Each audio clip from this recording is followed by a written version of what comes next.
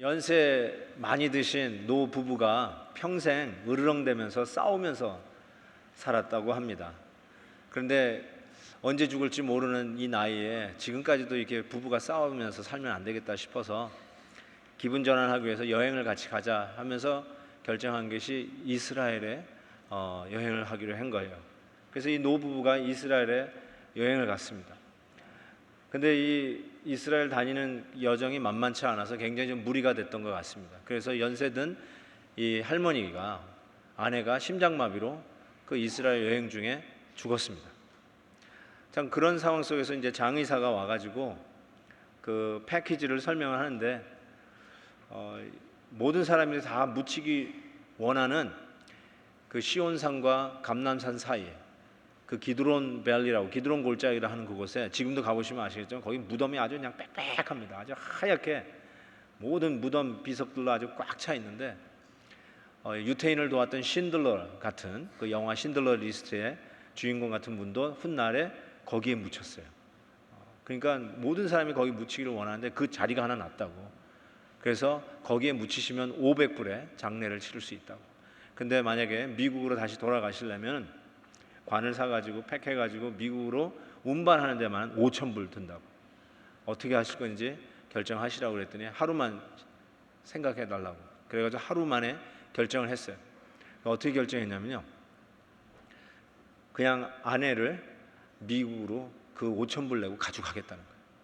그래서 참 이상하게 생각해서, 아니 모든 사람이 묻히기를 원하는데 이런 저렴한 가격에 묻힐 수 있는데 왜 미국으로 가려고 그러냐고 그랬더니 이분이, 이 할아버지가 참 미소를 띠면서, 제가 알아볼 대로 다 알아봤습니다. 알아보니까 2000년 전에 한 청년이 여기에 죽어서 묻혔다가 3일 만에 다시 살아났다고 하는 그 기록을 알았습니다. 우리 아내가 다시 살아나면 절대로 안 되니까 데려가겠다고 했다는 것입니다. 웃긴 얘기지만 옆구리가 좀 시린 얘기입니다. 뭔가 좀 허전하고, 사람이 50년 넘게 부부로 살아도 이렇게 허전한 구석이 있는가 보다라는 생각을 해봅니다. 그 허전함을 여실하게 느낄 수 있는 한 인물이 오늘 우리가 읽은 성경 구절에서 나타납니다. 이 여인은 남편이 5이었습니다. 지금 5명과 사는 게 아니라 이혼을 5번을 했어요. 그리고 지금은 이름도 모르는 한 남자와 동거 중입니다. 지금도 이런 명함을 가지고 누가 내세워서 난 이런 사람이라고 자랑할 사람 아무도 없습니다. 하물며 2000년 전 이런 경력을 가진 여자는 사회에서 거의 매장이라고 할 수 있습니다. 아주 형편없는 그런 삶 속에서 이 여인은 아마 끝없는 허전함과 외로움 속에 시달렸을 여인이라고 저는 생각합니다. 오늘 본문에 보니까 물길로 우물가에 나오는 여인이 나오는데, 아마 이 여인의 모습을 사진으로 착 찍으면 그 여인의 외로움을 읽을 수 있는 아주 상징적인 것이 나타나는데, 그 여인 옆구리에 차고 있는 물 항아리였을 것입니다. 빈 물 항아리, 그걸 들고 우물가에 물길로 나와 있는 참 초췌하고 뭔가 쓸쓸해 보이고 외로운 한 여인, 어디에 희망도 없고 어디에 기대서 활기도 없는 한 여인의 모습이 사진에 찍혔을 것 같습니다. 그런데 오늘 본문에 이 여인이 우물가에 나와 물을 기는 시간이 적혀져 있어요. 6시라고, 이스라엘 시간이 6시라고 적혀 있는데, 이 6시는 지금의 낮 12시 정오를 가리킵니다. 여러분, 팔레스타인 지역의 정오는 때약빛에 직사광선이 내리쬐는 잘 견딜 수 없는 더운 날씨입니다. 그래서 사람들이 웬만하면 이 시간은 피합니다. 웬만하면 낮잠을 잡니다. 그래서 밖에 나오지 않고 그늘에서 쉬는 시간인데, 그 사람이 나오지 않는 인적이 한산한 그 시간을 일부러 택해서 빈 물 항아리 들고 다시 물길로 나와 있는 이 쓸쓸하고 외로운 한 여인이 보이기 시작합니다. 바로 이런 외로운 여인을 우리가 보면서 그렇게 낯설게만 느껴지지 않는 이유가 있습니다. 왜냐하면 우리에게도 맞는 코드가 있기 때문에 그래요. 우리도 여지없이 쓸쓸하고 외로운 구석이 있기 때문에 그렇습니다. 우리가 이 여인처럼 사회에서 매장될 만큼의 끔찍한 이력서는 갖고 있지 않더라도 이 여인이 느끼고 있을 법한 그 외로움은 우리에게 정도의 차이는 있을지 몰라도 다 가지고 있는 외로움이기 때문에 그렇습니다. 그런데 이 외로운 여인에게 한 사람이 다가갑니다. 바로 예수 그리스도십니다. 오늘 예수님께서 사마리아로 통행하여야 하겠는지라 라고 본문 4절 말씀에 기록되어 있습니다. 그냥 통행했다, 그냥 간다, 얼마든지 간단하게 표현할 수 있는 우리 한국말이 요상하게 통행하여야 하겠는지라 이렇게 적혀져 있습니다. 영어로 보면 He had to go through Samaria. He had to go through. have to 용법 기억나십니까? 반드시 어떤 목적을 가지고 의지적으로 일부러 갔다는 뜻이에요. He had to go through. 왜요?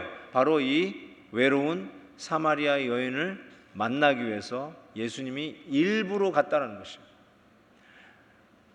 당시 유대인들은 사마리아 사람들하고 상종하지 않았다고 성경이 적혀 있죠. 서로 말을 안 섞었습니다. 그 역사 속에 혼혈의 피가 흐른다고 사마리아에 있는 사람들을 자기 형제라고 생각하지 않고 당연히 말도 안 섞었으니까 그 사마리아인들이 사는 그 땅을 밟지 않았습니다. 웬만하면 요단강을 건너서 우회해서 북쪽으로 올라갔지 아무리 빨리 지나간다 하더라도 사마리아 땅을 가지 않았는데 예수님은 한 유대인이었는데 제자들과 더불어 사마리아로 가야 하겠다. He had to go through 하면서 일부러 뜻과 목적을 가지고 이 외로운 사마리아 여인을 만나러 갔다라고 적고 있습니다. 여러분, 이 여인에게 우물가에서 만난 주님은 역시 물 얘기로 말을 건네십니다. 물 좀 달라. 목마를 테니까 물 좀 달라. 당신이 누군데 유대인 같은데 어떻게 나 같은 사람에게 말을 건넵니까? 하면서 서로 말을 주거니 받거니 합니다. 그러다가 예수님께서 이 여인이 눈이 확 띌 만한 이야기를 하십니다. 그게 바로 13절 14절인데 이 물을 마시는 자마다 다시 목마르려니와 내가 주는 물을 마시는 자는 영원히 목마르지 아니하리니 나의 주는 물은 그 속에서 영생하도록 솟아나는 샘물이 되리라. 여러분, 이 말이 왜 여인의 눈을 밝혔을까요? 여러분, 왜 이 여인이 사람 한 인적이 드문 낮 12시 모든 사람이 낮잠을 자고 오가지 않는 그 시간에 물길로 나왔을까요? 그것은 사람 만나고 싶지 않고 사람을 기피하는 대인 기피증이 있었다는 뜻입니다. 혹시 여인들이 우물가에서 물을 길고 빨래도 하면서 서로 나누는 정담 속에 싹트는 우정, 그거를 즐겼을 법해요. 근데 이 여인은 오히려 사람이 없는 시간을 택해서 우물가에 나갔습니다. 왜 그럴까요? 혹 얘기하다가 사람하고 만나서 얘기하다가 당신 남편 누굽니까? 하고 물을까 봐. 당신은 뭐 하는 사람입니까? 하고 물을까 봐. 자기가 드러내고 싶지 않은 자기의 자존심, 아니 열등감, 그 얘기가만 나오면 쥐구멍이라도 들어가야 할 바로 그 여인에게 있어서의 핸디캡 중에 핸디캡, 자기의 과거, 5번이나 이혼한 경력, 지금은 아무 남자와 그냥 동거하는 자기의 그 삶, 지탄받을 만한 삶, 그 혹시라도 그것이 들통날까봐 더 이상 이 우물가에 나올 때도 사람 없는 시간에 나왔는데 갑자기 이 예수님이 더 이상 목마르지 아니하리라 그런 물을 줄 수 있다니까 눈이 확 띈 거예요. 그러면 나올 필요도 없겠네. 사람 눈 피해가지고 우물가에 나올 이유도 없겠네. 요즘식으로 수도가 있는 세상에서는 상상을 못할 시간이지만 먹고는 살아야 되니까 사람 안 볼 수는 없으니까 그래도 가장 한적한 시간에 나와 물 길러 갈 수밖에 없는, 아무리 길고 와도 길러 와도 또 비고 또 말라버리는 빈 물 항아리, 그 여인의 어떤 기가 막힌 기구한 인명을 상징하는 듯한 그 물 항아리를 또 들고 나올 수밖에 없는데 이제 더 이상 나올 필요가 없고 그냥 영원히 목마르지 않으냐는 물을 주신다니까 눈이 뜨일 수밖에요. 그래서 이 여인은 15절에 주여 그런 물을 내게 주사 목마르지도 않고 또 여기 가로 열고 사람들 눈을 피해서 가로 닫고 제가 쓴 말입니다. 물 기르러 오지도 않게 하옵소서. 여러분, 이 여인이 그래도 자기의 목마름을 인정하고 그 목마름을 해결할 수 있다라고 하는 주님의 이 소식에 자기 자신이 그거를 구하는 모습으로 나갑니다. 물론 그 의도가 다른 의도가 있었다 할지라도 자기의 목마름을 적어도 인정하고 주님 앞에 그것을 원한다고 요구를 합니다. 근데 우리의 문제가 뭐냐? 우리 현대인들의 문제가 뭐냐면 그런 필요가 있음에도 불구하고 자기가 그 필요를 인정하지 않는 아주 희한한 버릇이 있습니다. 자기가 필요한 것을 인정하면 그 순간에 자기 등급이 낮아진다고 착각합니다. 자기가 좀 궁색한 것이 있다라고 드러나면 자존심이 상한다고 생각합니다. 열등감을 느낀다고 생각합니다. 그래서 필요가 있음에도 불구하고 그에게 안 합니다. 필요 없는 척합니다. 괜찮은 척하는 게 우리의 문제입니다. 더 심각한 문제는 그 필요조차도 못 느끼는 것이죠. 실질적으로는 궁핍하고 실질적으로는 연약하고 실질적으로는 아쉬운 게 많은 사람임에도 불구하고 스스로를 속이면서 나는 괜찮은 사람이라고 착각하고 사는 것이 참 심각한 문제라고 이야기할 수 있습니다. 적어도 이 여인은 그 문제에 대해서 솔직하고 자기는 도움이 필요하다라고 예수님에게 이야기하는 것입니다. 이때 예수님께서 그 필요를 얘기하는 이 여인에게 영원히 목마르지 아니하다는 마술과 같은 매직 워터를 주면은 끝납니다. 머리 어디 옹달샘에 가가지고 퍼온 영원히 목마르지 아니한 이거 한번 마시면은 다시는 물을 찾을 필요가 없는 그런 매직 워터가 있다면 그거 주는 것으로 끝났을 거예요. 그런데 예수님은 그렇게 얘기 안 하고 여기 물 있다 하고 마셔보라 안 하고 이렇게 얘기합니다. 네 남편을 불러오라. 네 남편을 불러와라. 혹시 오늘 처음으로 오신 남편들 여기 계시면 아 이래서 내가 오늘 여기 왔구나 라고 혹시 오해하실까 봐 그러는데 그래서 그런 게 아니라 오늘 예수님이 하신 말이에요. 네 남편을 불러오라. 가장 숨기고 싶었던 얘기를 예수님이 들켰어요. 이 얘기만큼은 그 누구하고도 하고 싶지 않아서 일부러 대낮에 물 길러 나왔는데 예수님이 그 이야기를 하시는 거예요. 그 누구도 알아서는 안 되는 이야기. 알았다가는 또 이사를 가거나 어디 뒷골목에서 몰래 살아야 할 이 여인이 몰래 숨지기면서 그렇게 살아가는데 예수님이 정확하게 그걸 찝어내서 네 남편 데려오라는 것입니다. 여러분, 예수님이 지금 뭘 얘기하는 걸까요? 우리의 그 자존심을 짓밟는 것을 아주 그냥 취미 삼아 하시는 분이십니까? 왜 이 여인이 그렇게도 감추고 싶었던 것을 예수님은 꼭 집어가지고 끌어내는 것일까요? 이것은 마치 맹장염 때문에 열이 오르고 아파하는 사람이 그냥 진통제 먹고 겨우겨우 하루하루를 넘어가고 있는데 이제 그 맹장 수술해서 덜어내자, 그 얘기예요. 우리에게 나타나는 여러 가지의 증상들을 우리는 여러 가지 우리가 아는 방법으로 그냥 잠재우고 진통제 먹으면서 안 아픈 척하면서 살아갑니다. 그런데 주님께서 지금 얘기하시는 건 이제 수술하자. 너를 아프게 만들고 너를 외롭고 쓸쓸하게 만들고 50년 동안 부부 생활했어도 여전히 옆구리가 시릴 수밖에 없는 우리 인간의 영적 목마름을 해결하자, 수술하자, 그 뜻이에요. 그래서 이 여인에게 매일 똑같이 남의 눈에 시선에 들까봐 피하여 우물을 또 빈 항아리 들고 나오는 이 여인에게 더 이상 그럴 필요 없다. 더 이상 다른 시선 의식하면서 살 필요 없다. 숨어 살 필요 없다. 세컨 시리즌으로 살 필요 없다. 네 남편 데려와라. 너의 그 죄의 문제를 해결하겠다 라고 말씀하시는 거예요. 남편이 죄라는 뜻이 아니라 이 여인의 그러한 삶 속에 지금 그렇게 돌출되어 나올 수밖에 없는 그 여인 바닥에 한도 끝도 없이 깔려있는 죄악의 늪 때문에 돌출될 수밖에 없는 우리의 어떤 한계 상황이 닥치고 프레셔 쿡이 더 이상 견딜 수 없는 상황이 되면 우리의 인격적, 성격적, 상황적 한계에 도달했을 때 표면으로 돌출될 수밖에 없는 바로 그와 같은 현상, 그것이 남자를 갈든 것이든 남편을 갈든 것이든 아내를 갈아버리는 것이든 상황을 바꾸는 것이든 어떤 상황이든 간에 우리의 죄악의 늪의 한 현상으로 돌출될 수밖에 없는 바로 그것, 그 밑바닥부터 수술하자라는 차원에서 네 남편 데려오라 라고 했던 것입니다. UCLA 연구팀이 Genome Biology라고 하는 의학술에 발표한 그 아리클을 읽고 제가 무릎을 쳤어요. 거기 보니까 사람마다 외로움을 느끼는데, 외로움을 느끼는 것이 단순히 혼자 있기 때문에 외로워서 느끼는 게 외로움이 아니라는 거예요.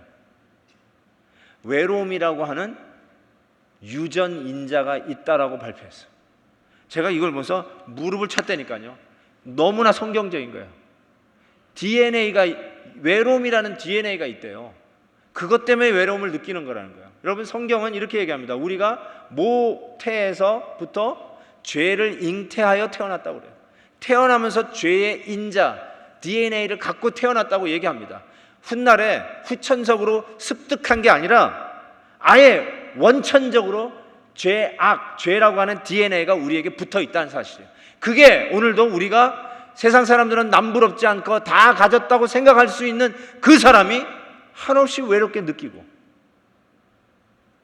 어느 정도 성공하는 위치에 올라가지고 남부럽지 않은 삶을 살면서도 희한하게 옆구리가 시리고 먹어도 채워도 차지 않는 그 목마름을 느끼는 이유가 뭐냐? DNA가 있다는 거예요. 죄악의 DNA가 붙어 있다는 사실이에요. 재미난 얘기 하나 해드릴게요.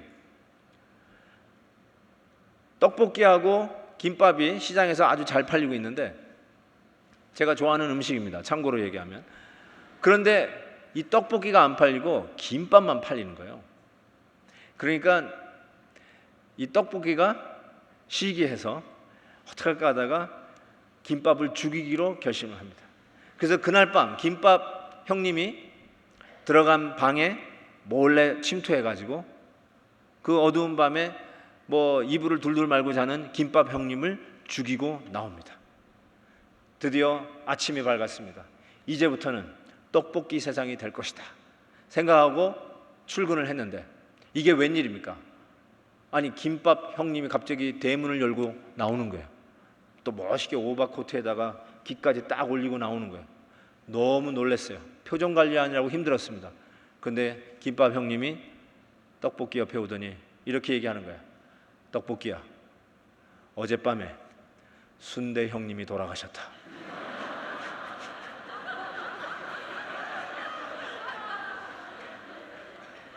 못 알아듣는 분이 몇 분 계시는 걸로 생각합니다. 여러분 웃으셨어요. 그렇죠? 알아들었다는 말이에요. 왜 웃었냐면요, 여러분에게 죄의 DNA가 있다는 증거예요.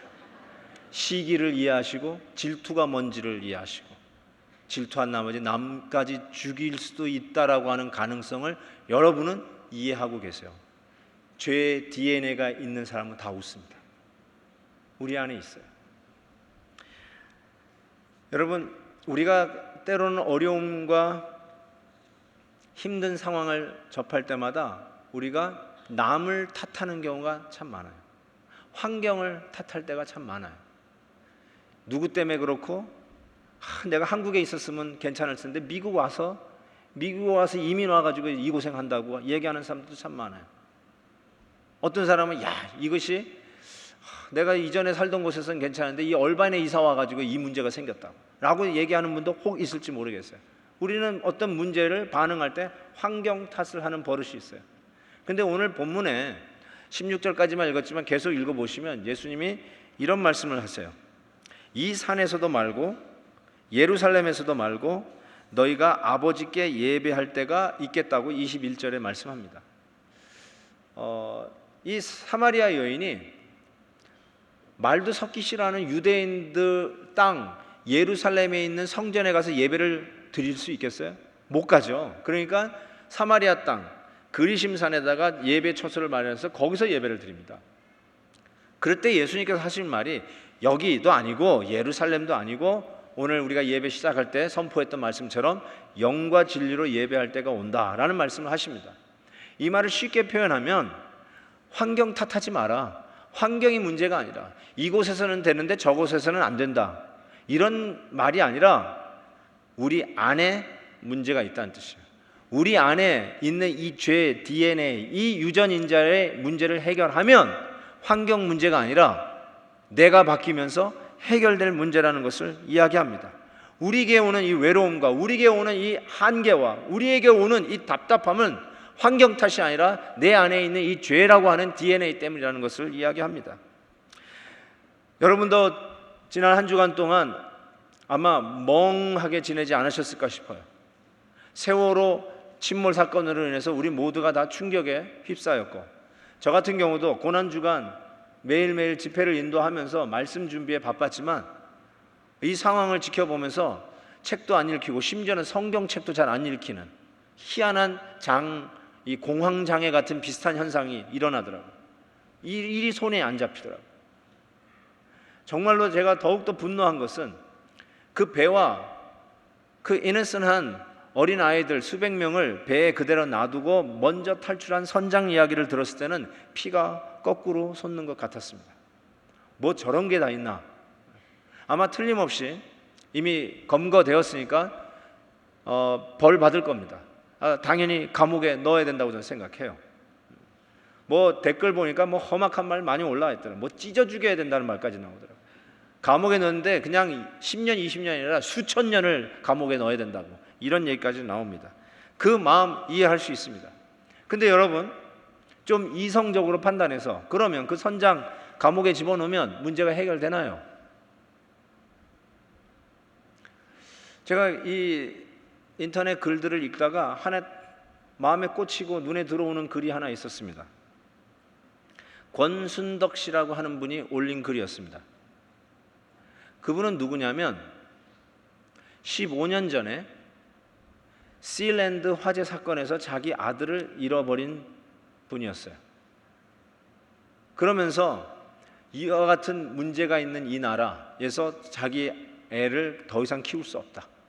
그래서 그 당시 이 필드 하키 국가대표 선수였어요. 월드컵에 나가서 메달까지 땄어요. 그런데 이 나라에서 더 이상 살 수 없다 해서 메달을 우체통에 집어넣고 국가에 반납하고 뉴질랜드로 이민 간 사람입니다. 근데 이분이 글을 올렸는데 결론은 이거예요. 15년 전이나 지금이나 변한 게 없다. 왜 변한 게 없겠어요? 환경이 더 좋아졌고 기계는 더 좋아졌고 어쩌면 배도 더 하이텍으로 발전하지 않았겠습니까? 근데 변한 게 없대요. 지금 드러나는 모든 문제들, 선장뿐만 아니라 아예 구조적인 문제들, 자격도 안 되는 자에게 자격증을 내어주고 하면 안 되는데 그 이상의 무게를 또 싣고 늘리면 안 되는데 욕심 때문에 또 늘리고 이런 모든 구조적인 잘못이 어디에서부터 온 것이냐? 바로 이 죄라고 하는 DNA. 그래서 우리 안에 깔려있는 늪과 같은 죄 때문에 한계가 오면 어쩔 수밖에 터질 수밖에 없었던 일이 표면화되는 게 바로 이런 세월호 침몰 사건이 아니었으며 시랜드 화재 사건이 아니었냐는 것이죠. 바로 그 문제를 얘기하는 거예요. 그거 수술하자. 네 남편 데려와라. 외롭다고 이 남자하고 살고 그래도 안 되면 또 다른 남자하고 살고 그런 경력을 가진 이 여인에게 그렇게 밴드에이드 바르는 식으로 반창고 바르는 식으로 너의 증상을 치료하려고 하지 말고 네 남편 데려와라. 수술하자. 그 죄의 DNA 문제, 유전인자 문제 해결하자라고 주님께서 말씀하고 계시는 것입니다. 죄를 또 다른 동의어로 빚이라고 얘기합니다. 우리가 주기도문 할 때 우리가 우리의 죄를 사하여 준 것처럼 우리의 죄를 사하여 주옵소서. 영어로 forgive our debt 이렇게 얘기합니다. 빚을 얘기합니다. 빚은 갚아야 없어집니다. 눈 감아준다고 빚이 없어지는 게 아니라 빚은 갚아야 없어집니다.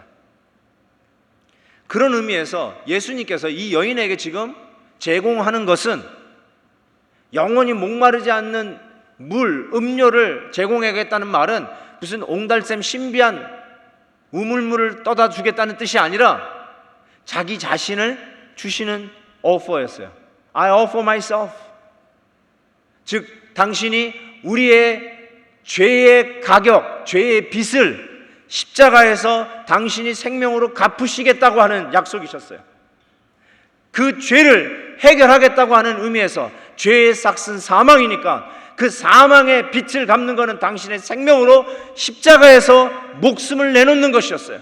바로 저와 여러분을 사랑한 나머지 우리의 죄의 그 근본적인 DNA 문제, 어쩔 수 없이 돌출될 수밖에 없는 수많은 부작용을 일으키는 이 죄의 늪의 문제, 이거를 당신의 생명으로 갚으시겠다고 바로 이틀 전 굿 프라이데이 성금요일 날 십자가에 못 박으신 거예요.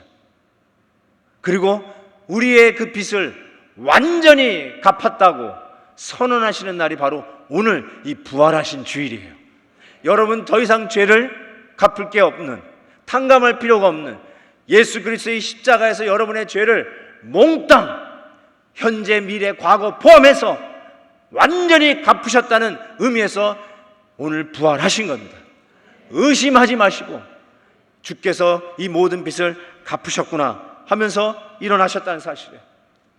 여러분,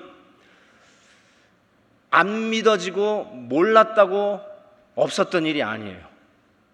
예수님이 나를 위해서 십자가 지신 거 몰랐고 예수님이 나를 그렇게까지 사랑하신 거 예전에 미처 몰랐다고 안 일어난 일이 아니에요. 네덜란드 소년이 한 나라를 구했습니다. 잘하는 이야기입니다. 그 나라는 바다 해면보다 다 밑에 있어요. 그래서 뚝이 무너지면 그 나라는 끝납니다. 벽에 금이 가고 물이 새는 것을 발견한 이 어린 소녀가 그 구멍을 밤새 내내 막고 있었습니다. 구멍이 커지면 옷을 벗어라도 막았습니다. 아침에 발견돼 가지고 드디어 작업해서 나라를 구한 소녀가 됐어요. 밤에 잘 때 편안하게 다 잤어요. 무슨 일이 일어나는지 몰랐어요. 그러나 그녀의 수고와 희생 때문에 살고 다시 일어날 수 있었던 거예요. 몰랐다고 없었던 일이 아니에요. 몰랐다고 그 한 소녀가 희생 안 한 게 아닙니다. 그 희생 때문에 여러분은 몰랐어도 산 거예요. 앞으로 몰랐어도 그것 때문에 산 거예요. 십자가 사건은 그와 같아요. 여러분이 몰랐다고 없었던 일이 아니에요. 깨닫지 못했다고 여러분과 상관없는 일이 아니에요.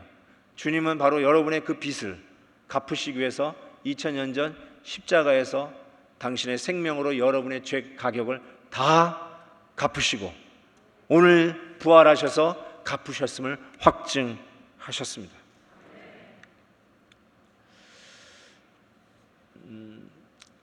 이어령 교수라고, 그분은 이화여대 명예교수님이시고 초대 문화부 장관을 보내신 분입니다. 지성의 대표적인 인물로 한국에서 꼽는 학자죠. 그런데 이는 반기독교적 지성인으로 알려져 있는 분이었습니다. 그런데 그가 74살에 세례받고 예수 믿는 사람이 됐습니다. 지성에서 영성으로라고 하는 책을 읽어보시면 그가 어떻게 예수 믿게 되는지에 대한 이야기가 자세히 나와 있는데 결론부터 얘기하면 그의 딸 때문이었습니다. 그 딸이 바로 이 남가주에서 변호사, 판사 하셨던 분에게서 아시는 분도 계실 거예요. 그 딸이 암에 걸렸고 암 투병을 오래 하다가 2년 전에 결국 하늘나라 가셨습니다. 근데 그 딸의 아이가 또 이렇게 자폐 증상에 있는 장애아를 낳았어요. 그래서 그 장애아 때문에 변호사하는 일 그만두고 하와이까지 특별 이 자폐증 가진 아이를 양육하고 교육하는 그 학교를 갔었어요. 이 이어령 교수가 그 딸 때문에 갔는데 그 암이 재발해가지고 이제 시력도 점점 잃어가가지고 설거지도 제대로 못하고 아버지 밥도 제대로 챙겨주지 못하는 딸을 보면서 울어요. 그러면서 그 딸이 그럼에도 불구하고 하나님을 믿어요. 그리고 그 상황 속에서 자기는 울 수밖에 없는데 기쁨을 유지해요. 긍정적이에요, 사람이. 그래서 기도하게 돼요. 나는 평생 기독교는 문화지 종교가 아니라고 생각하고 또 하나님은 없다라고 생각하는 평생 무신론자로 살았는데 그 딸이 믿는 하나님이 계시다면 제가 믿겠습니다. 우리 딸을 살려달라고. 그러면서 마음의 문을 열면서 이런 표현을 썼어요. 역시 문학인다운 표현인데 자기 해체를 선언했다 이렇게 얘기해요. 자기 해체를 선언하는 순간에 예수님을 영접하게 됐다고 얘기해요. 지금까지 74년 동안 믿어왔던 자기의 틀을 벗어나고 자기가 옳다고 생각했던 틀을 탈출하는 자기 해체를 경험하면서 드디어 예수님을 영접하는 기회를 가졌다라고 얘기합니다. 그러면서 그 딸도 책을 썼잖아요. 그 딸의 책에 자기 아버지의 유명세 때문에 항상 힘들었다는 걸 고백해요. 그리고 그 아버지가 하나님의 존재도 믿지 않는 무신론자로서 한국에서 유명한 분이니까 자기가 믿는 하나님 아버지의 사랑 속에서 하루하루 사는 것을 기록해요. 그 나중에 딸이 암으로 돌아가신 후에 요번에 이호령 교수님이 지난달에 책을 또 하나 냈어요. 생명이 자본이다 라고 하는 책을 내셨는데 그 책에 이렇게 고백을 합니다. 결론은 사랑이었다 라고 얘기해요. 도대체 육신의 아버지에게서 못 얻었던 사랑을 이 딸은 하나님 아버지에게서 그 사랑을 찾았다고 그러는데 그게 뭘까? 여러분, 그 사랑이 뭘까요? 살아있는 아빠보다 천국 간 그 딸이 더욱더 행복했던 그 사랑은 도대체 뭘까요? 육신의 아버지에게는 못 받았던 사랑이지만 하늘 아버지에게 받았던 사랑이 뭘까요? 바로 우리의 죄를 탕감하시기 위해서 당신의 독생자를 십자가에 저와 여러분을 위하여 대신 내어주신 하나님 아버지의 사랑이었어요. 그게 오늘 여러분의 받아야 할 사랑이고 자기 해체를 선언하면서라도 영접해 드려야 할 하나님 아버지의 사랑입니다. 저는 이 시간에 여러분에게 그 기회를 드리기를 원합니다. 한번 이 시간에 다 같이 한번 눈을 감아 주시기 바랍니다. 한 분도 뜨지 마세요.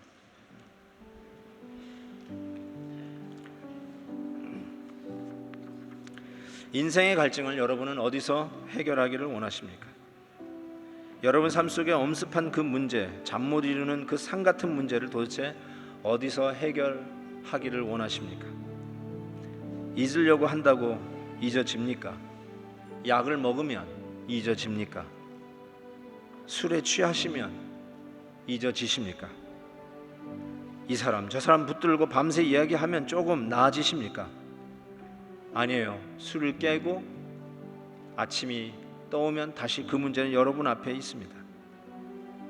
오늘 바로 이 문제를 해결하기 위해서 일부러 I have to go through 여러분을 찾아오신 예수님이 계십니다. 그분을 만나십시오.